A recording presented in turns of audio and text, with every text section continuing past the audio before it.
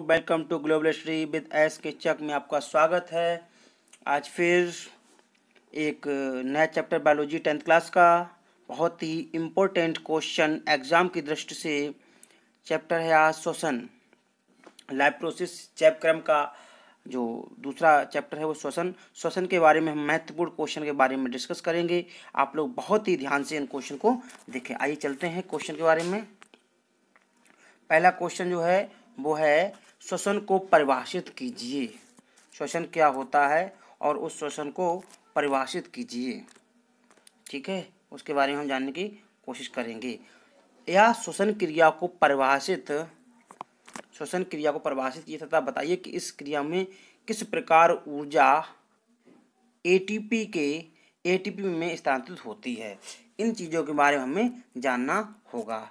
आइए देखते हैं, पूरा ले लें ताकि समझने में आसानी रहे। ठीक है, देखते हैं हम।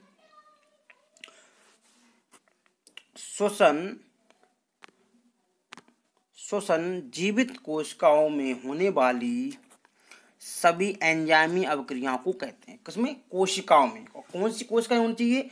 वो होनी चाहिए जीवित कोशिकाएं। कौन सी? जीवित कोशिकाओं में होने वाली सभी एंजाइमी अभिक्रियाओं को कहते हैं।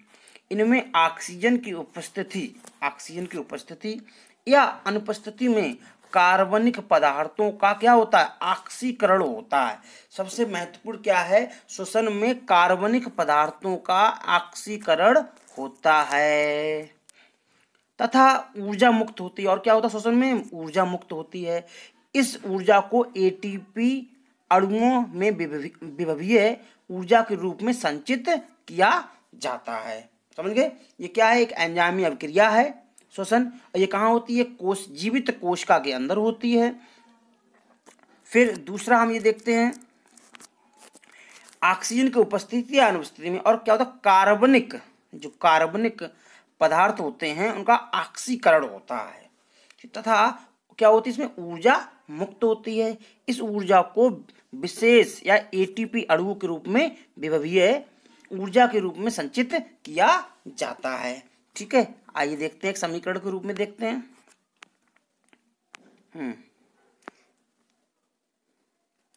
समीकरण के रूप में ये है भोज्य पदार्थ। कोई भोज्य पदार्थ लिया या खाया है ना, भोज्य पदार्थ और प्लस क्या? ऑक्सीजन। एंजाइम अपनी क्या करेंगे? क्रिया करेंगे एंजाइम। ठीक है, एंजाइम होंगे। दूसरा एक टेम्परेचर, कोई भी आप तापमान 25 से 45 और उसमें क्या? Carbon dioxide. श्वसन में क्या होता है? कार्बन डाइऑक्साइड रिलीज होती है प्लस जल। और मुख्य चीज क्या है? ऊर्जा उत्पन्न होती है। क्या? एटीपी के रूप में ऊर्जा उत्पन्न होती है। श्वसन को आप बहुत ही आसानी से समझ गए होंगे। आइए आगे चलते हैं। हाँ, देखते हैं ये नेक्स्ट क्वेश्चन। बहुत ही सिलेक्टिव क्वेश्चन है, बहुत ध्यान से आप समझेंगे। क्वेश्चन है, श्वसन तथा दहन में अंतर बताइए। श्वसन तथा दहन में 2019 और 2016 में ये पूछा भी गया है। श्वसन तथा दहन में अंतर बताइए। आइए देखते हैं। श्वसन एक जैविक प्रक्रिया है। क्या है? जैविक। जबकि दहन एक अनियंत्रित प्रक्रिया है। और कैसी है? रासायनिक है। दहन क्या होता है? रासायनिक होता है। ठीक है, श्वसन में कम ऊर्जा उत्पन्न होती है जबकि दहन में अत्यधिक ऊर्जा उत्पन्न होती है। तो आप इसे समझें, श्वसन जो है वो एक जैविक प्रक्रिया है। ठीक है, कैसी है? जैविक है। और दहन जो है वो अनियंत्रित रासायनिक क्रिया है। ठीक है, ये रासायनिक क्रिया का अनियंत्रित और ये जैविक। श्वसन में कम ऊर्जा उत्पन्न होती है और दहन में अत्यधिक ऊर्जा उत्पन्न होती है। वेरी गुड, आगे चलते हैं। बहुत ही अच्छे क्वेश्चन। हाँ तो बच्चों, अगला क्वेश्चन देखते हैं। अगला क्वेश्चन है हमारा, उस श्वसन प्रक्रिया के बारे में बताइए या नाम लिखिए जिसमें ऑक्सीजन की आवश्यकता नहीं होती है। 2010 में क्वेश्चन ये पूछा गया है। देखिए, श्वसन दो प्रकार का होता है। इंग्लिश में अगर बोले तो एक एरोबिक, एक एनारोबिक। इसमें होता है हिंदी में अनाक्षी श्वसन और एक होता है अक्षी श्वसन। जिसमें ऑक्सीजन की आवश्यकता नहीं होती है उसको हम बोलते हैं अनाक्षी श्वसन। ठीक है, उसे बोलते हैं अनाक्षी श्वसन। ठीक है, ऑक्सीजन की आवश्यकता नहीं होती। इस क्रिया में ग्लूकोज का पूर्ण ऑक्सीकरण नहीं होता, ग्लूकोज का पूर्ण ऑक्सीकरण इस क्रिया में नहीं होता है। अतः अल्कोहल C2H5OH यानी कि अल्कोहल है ना, ये जिसे बोलते हैं इथेनॉल, अल्कोहल या कार्बन डाइऑक्साइड बनता है। क्या बनता है? कार्बन डाइऑक्साइड बनती है। इसमें ग्लूकोज के एक अणु ATP के 2 अणु प्राप्त होते हैं। ग्लूकोज के एक अणु से ATP के 2 अणु प्राप्त होते हैं। ठीक है, क्लियर हुआ इतना है ना। क्या ये अनाक्सी क्या होती है, इसमें ऑक्सीजन की जो है अब्सेंस में ये होती है, यानी ऑक्सीजन की उपस्थिति नहीं होती है। ठीक है, इस क्रिया में ग्लूकोज पूर्ण ऑक्सीकरण नहीं होता है। आगे चलें, वेरी गुड, आगे देखते हैं, आगे देखते हैं। एक मिनट, हाँ, श्वसन क्रिया में ऑक्सीजन तथा कार्बन डाइऑक्साइड के वाहक का नाम लिखिए। श्वसन क्रिया में ऑक्सीजन को लाने और तथा कार्बन डाइऑक्साइड ले जाने का कौन वाहक है, इसके बारे में हम जानेंगे। ठीक है, देखते हैं। श्वसन क्रिया में ऑक्सीजन परिवहन का वाहक कौन है? हीमोग्लोबिन, क्योंकि हीमोग्लोबिन के द्वारा ही ऑक्सीजन ट्रांसफर होता है।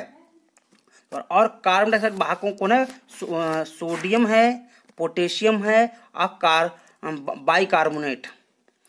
जो ऑक्सीजन जो होती है वो हीमोग्लोबिन के द्वारा वाहक जाती है।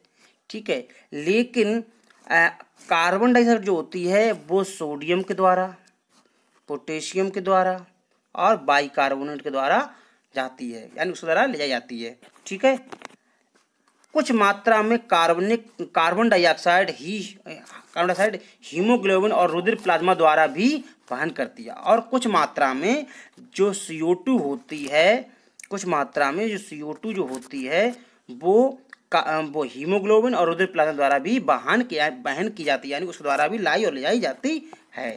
ठीक, आगे देखते हैं। अब देखते हैं, क्वेश्चन है ये कौन सा? कोशिकीय श्वसन किसे बोलते हैं? कोशिकीय श्वसन। ठीक है, 2010 में पूछा गया था ये। कोशिका के भीतर ग्लूकोज के ऑक्सीकरण से ऊर्जा मुक्त होती है, कोशिका के भीतर। ठीक है, तथा CO2 बनना कोशिकीय श्वसन कहलाता है। किसके? कोशिका के भीतर होता है ये सब।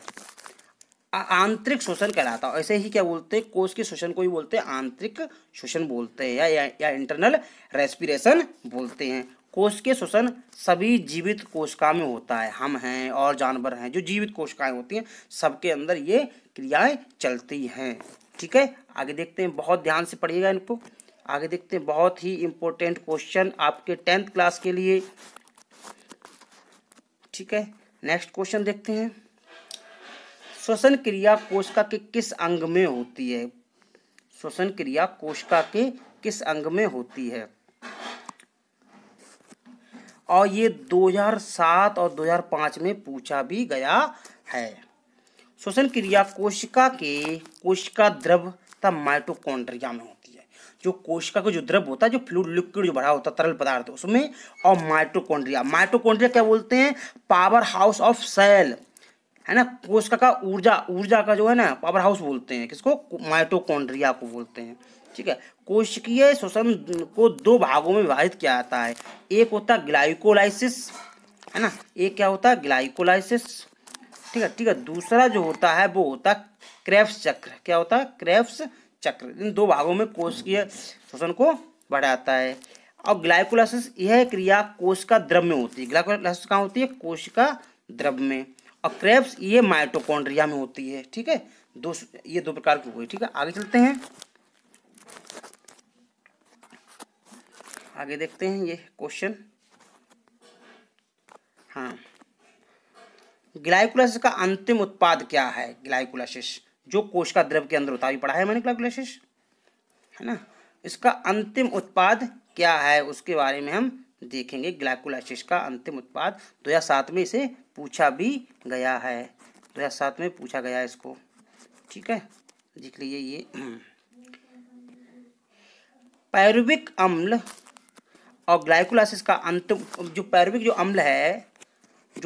अम्ल है वो ग्लाइकोलाइसिस का अंतिम उत्पाद है। क्या है? अंतिम किसका? ग्लाइकोलाइसिस का। कौन? पायरुविक अम्ल।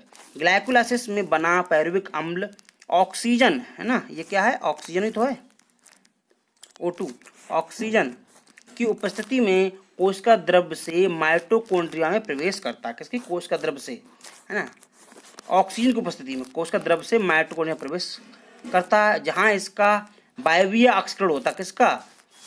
पायरुविक अम्ल का वायवीय अक्सरण होता है तथा सर्वप्रथम एसिटिक एंजाइम ए बनता है। ठीक है, वेरी गुड, आगे चलते हैं। इस प्रकार से ये क्वेश्चन हुए, ये बहुत ही इंपॉर्टेंट क्वेश्चन थे जो आप लोगों ने देखे हैं।